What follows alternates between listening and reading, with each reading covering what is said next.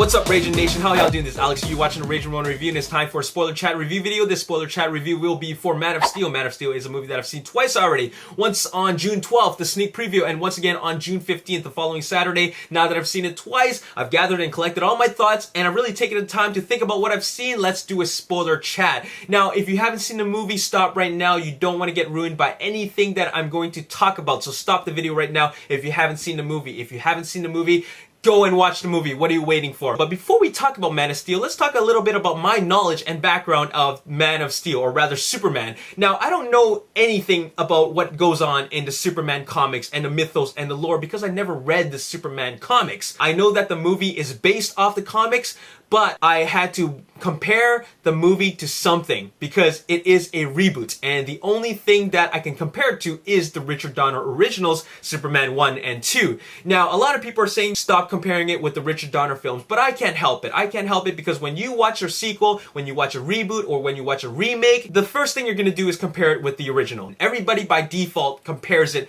with the originals or its predecessor. So I did that, and I know I shouldn't have done it, but I still think the Superman movies from Richard Donner are fantastic films. They come with a great story and great characters, and that's all you really need to make for a great film. Even though they're 30 plus years old, a lot of people are saying that the movies are lame, they're old, they're dated, and it's got cheesy acting and effects. Yes, you are right about the cheesy acting and effects, but they were good movies back then, and I still think they're good movies now. All you need to make a great movie is great stories and great characters. It doesn't depend on action and great CG effects, which they didn't have back then. CG effects and great action is meaningless without great characters and a great story. Now, I know I am guilty of comparing it with the Richard Donner films, and I shouldn't have done that. I feel that way because now that I've watched it a second time, I'm watching it with a more open mind. I realize that it is based off the comic books, which is something I have no knowledge about. Therefore, I will have no knowledge about what is going to be expected at all. Now, the problem with that is that before I watched the movie, I had some very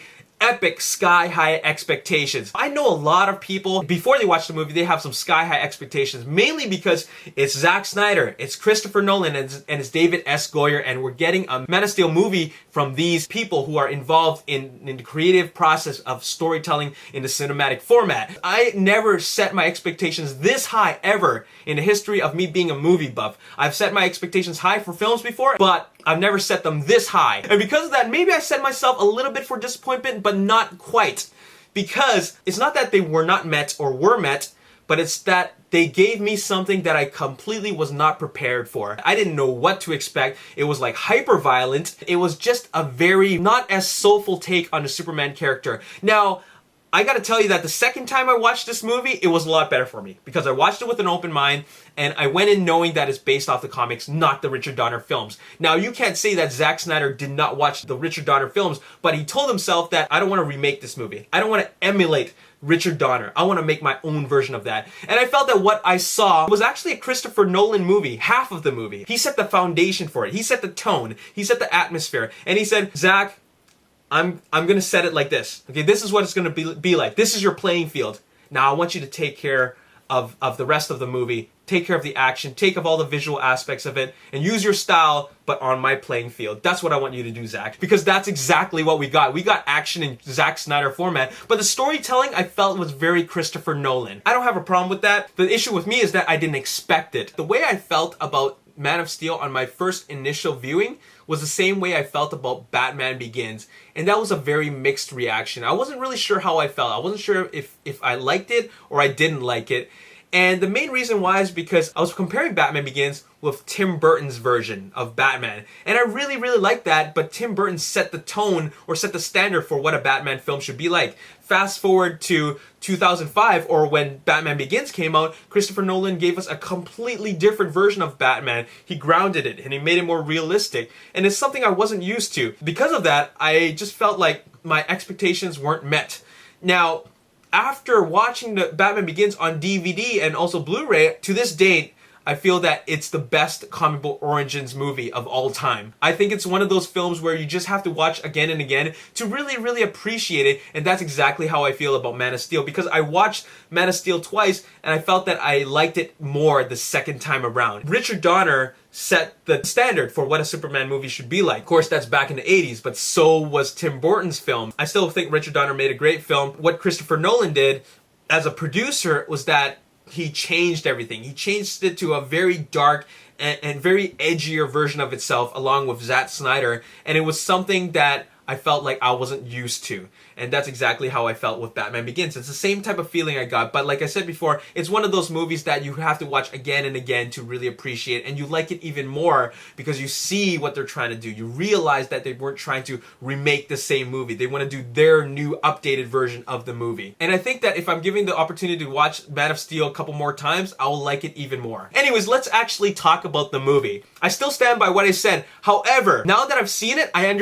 seen it the second time, I understand why they made the changes. I felt that this installment, the very first installment, it felt kind of cold to me. It felt like there wasn't much heart. And the main reason why I feel like that is because we still didn't really explore the Superman character. I felt it was very rushed and it was very just focused on action, which it was. It is, in fact, focused more on action and the visual aspect of it. And this is something that the fans wanted because they didn't get that in the Bryan Singer movie, which was the most recent one before Man of Steel. So Zack Snyder wanted to deliver that, and he did, and he delivered it on a whole other epic level. With regards to the storytelling and becoming Superman, I still feel that it is very rushed. A lot of people might think that, well, you know, we don't need to see the full detailed origin story anymore because we've seen that, but a new generation of audiences haven't seen that yet. So it is maybe a better idea to flesh it out, but it made the movie feel like it's a Superman movie. It makes him feel like it is a Man of Steel movie. I feel that the Clark Kent aspect will definitely be explored in full detail in the second movie. Not so much in this movie, but more in Man of Steel 2. Something that I found very positive about the film is that I really appreciated the performances from our veteran actors, Diane Lane, not Diane Keaton, Diane Lane. Diane Lane, Kevin Costner, and Russell Crowe. I thought that they put on great performances. Now, Henry Cavill, on the other hand, I still think that even after the second time I watched it, I think he needed more charisma. But another way to look at it is that he's still trying to understand who he is. So maybe he doesn't really have that charisma. He's kind of afraid to really open up that much. So he's not the Christopher Reeve version of Superman. He's presenting his own version or his own take on Superman. So I respect that. Now, let's talk about the action. The action is ridiculous. I absolutely loved the introduction of the fight in the middle of the movie. Superman versus Feora and the big guy. That was freaking awesome. It really set the standard for what the action would be like, and it's something I was not prepared for. And I thought it was super cool. But once we got into the third act of the film, I was wondering how are they going to top that? And I don't think they really did. I don't think that throwing General Zod through buildings, walk out without a scratch, repeat cycle, I didn't think that was overwhelming to me. I felt that it was underwhelming because it gets to a point where we realize that these guys are invincible. The General Zod fight is essentially made up of two halves. The first half was exciting. The second half is where I feel like, okay? There's a very specific point where you feel it drags on, and that is when General Zod takes off all his armor. When he's on top of the building, General Zod takes off all his armor, and then they fight again. And then they're just repeating everything they've already done before. That's when I feel like, okay, man, they could really do something a little more epic. This is just my version of it. Maybe he can get General Zod to be disoriented. You know how he was disoriented when he took his mask off? Maybe Superman can get him disoriented again and then throw him into the sun. You know, that would be cool. Now, breaking a neck can be looked at two ways. The way most people, well, general audiences looked at it was, whoa, these guys are throwing each other through buildings, and all he had to do really to kill him was to snap his neck. You can look at it that way. On the first time I watched it, I looked at it that way. On the second time I watched it, I understand why it was such a big deal and why Zack Snyder decided that this was something very significant. Because Superman doesn't kill. Superman doesn't kill. I forgot about that when I watched it the first time, but I remembered it the second time where I watched it where he doesn't kill because he had a very hard time doing it. Like, emotionally. It was a very emotional thing for Superman to do that. And when he did that, it was definitely something that really affected him a lot. Now, this really set the bar, or set the standard for what we can expect in the latter films. Now that we've gotten that out of the way, I just felt that it could have been a little more epic than a simple neck breaking. They've been doing such over-the-top stuff, throwing each other through buildings and all that stuff, and just leveling the entire city. It makes me feel like, man, oh man, what can they do next, right? Speaking of which, collateral damage, tons of it. There was tons of collateral damage when you cannot tell me that at least 200 people did not die from all those crashing buildings, okay?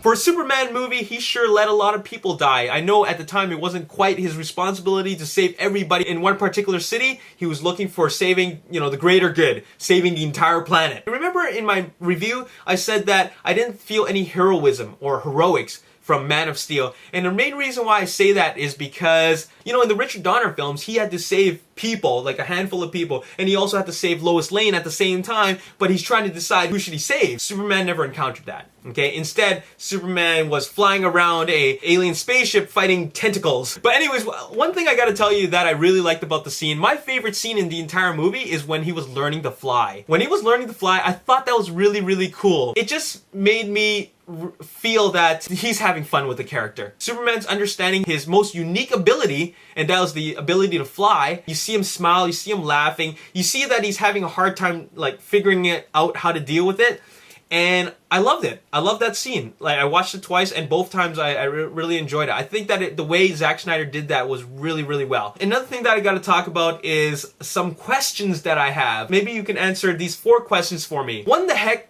was that spaceship doing there? One of the Kryptonian ship that was landed on Earth 18 to 20,000 years ago. What was it doing there from the beginning? Did they even explain why it landed there? What was its purpose? That's something I'm very curious about. Number 2, why wasn't the Jor-El and General Zod fight epic like the Superman fight? Why didn't they have those abilities that Superman had and General Zod had? They were fighting like humans, fist fighting, brawling. I don't get that. So that's something I don't understand. Third question is, how does Superman shave? At one point, he's talking to Jor-El, his father in the ship, a hologram of his father with beard on, and then he's Superman after he puts on the costume and then the beard's all gone. How does he shave? And finally, the final question that I have, question number 4, is when Superman went on General Zod's ship for the first time, was that kryptonite that was hurting him? I know that he was having a hard time adjusting to the ship's atmosphere, like the alien atmosphere. But was it really the alien atmosphere, or was it kryptonite? Because they are from Krypton, and maybe the ship has traces of kryptonite on it, on the ship. I don't know. Could it have been kryptonite? So those are my 4 questions. So I hope you can answer that for me on the comments section below. There you have it. That's all I gotta say about this movie. Oh yeah, by the way, Hans Zimmer's score actually sounded a hell of a lot better on the second time. I think I was focused on the movie a little bit too much to the point where I was forgetting about the music, because all I really heard was ominous tones. And also, on the first time I watched it, I was just hearing that theme that was played in the trailer that I already heard before. But on the second time, I liked it enough that I ended up buying the Man of Steel soundtrack by Hans Zimmer. It's a 2-disc set. And also, if you go to Amazon, you can actually find this limited edition set which costs $5 more, and it comes with these really exclusive headphones that make the sound even better. And Hans Zimmer did a good job. Now, not his best work. I don't think it's anywhere near in the same vicinity as his Dark Knight work, but it's still decent, still good. Finally, I want to say that the things that I said in the movie review, the very first movie review, it still stands.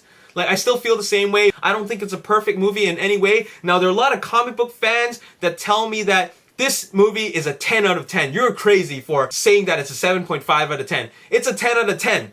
Okay, now let me respond to that. If you think it's a 10 out of 10, that means you think that this movie is 100%. It is at 100%. It's perfect.